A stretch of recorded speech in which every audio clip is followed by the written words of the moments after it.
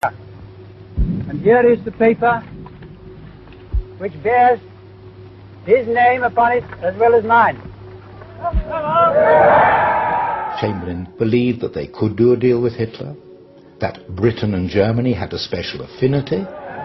We regard the agreement signed last night and the Anglo-German naval agreement as symbolic of the desire of our two peoples never to go to war with one another again. Winston Churchill had warned his country and his government that they were pursuing a disastrous course with regard to appeasing Germany. These gangs of bandits have sought to darken the light of the world, have sought to stand between the common people of all the lands and their march forward into their inheritance. Peace, it wasn't peace. By taking the Sudetenland, they had made Czechoslovakia defenseless, a ripe plum ready to fall into Hitler's lap. Within 6 months of declaring that he wanted no more territory anywhere, he violated the Munich Agreement. Austria and Czechoslovakia were gone without a fight, and Hitler was getting his control of Eastern Europe. Poland was next on the map. Churchill never considered himself a great leader. He always considered that he had failed, because from 1933 to 1939, he had warned his country and his government. So when war came, and when in May 1940 he was asked to be Prime Minister, he felt he was only there because he had failed. That if he had been listened to, if the country had understood the German danger, if the country had allied with other states threatened by Germany, then this situation would never have come to pass. That Hitler could have been deterred. Perhaps it could have been stopped. Perhaps millions of lives could have been saved. Today, the press, by minimizing the potential threats, by ignoring the potential threats, are doing a tremendous disservice to the West by not alarming the people to what they should be alarmed about. When you ignore what people are saying, when they're actively on a daily basis calling for your own annihilation, calling for the annihilation of your country, you're ignoring them at your own risk. The same thing is happening now again. History is repeating itself. I was a very intense believer in the Nazi ideology, and I know what a supreme dedication to an ideology can do. From an early age, Alphonse Heck was influenced by the Nazi worldview.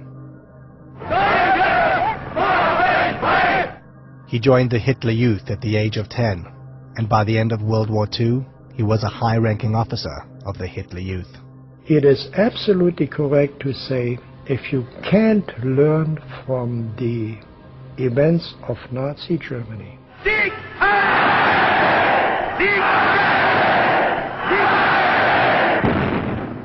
you will not be able to grasp the true intent of the danger of the radical Muslim world today. You're simply hiding.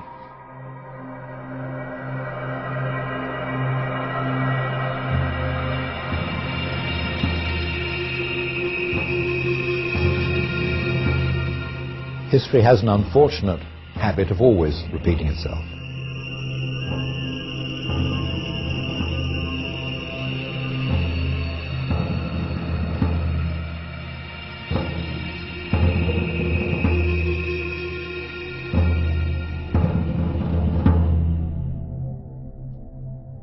The idea that the radical Muslims have and that Nazis had is a demonize the Jews.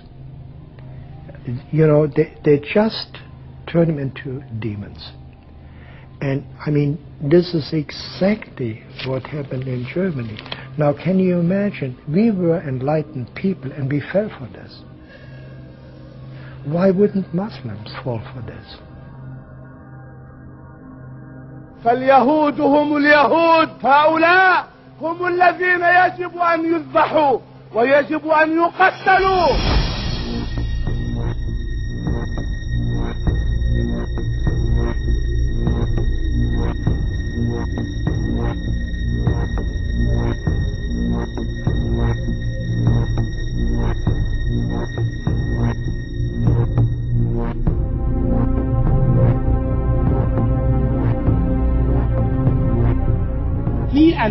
أن وضع حزاما ناسفا على نفسه أو على أبنائه ودخل في أعماق اليهود وقال الله أكبر ولله الحمد لا إله إلا الله محمد رسول الله.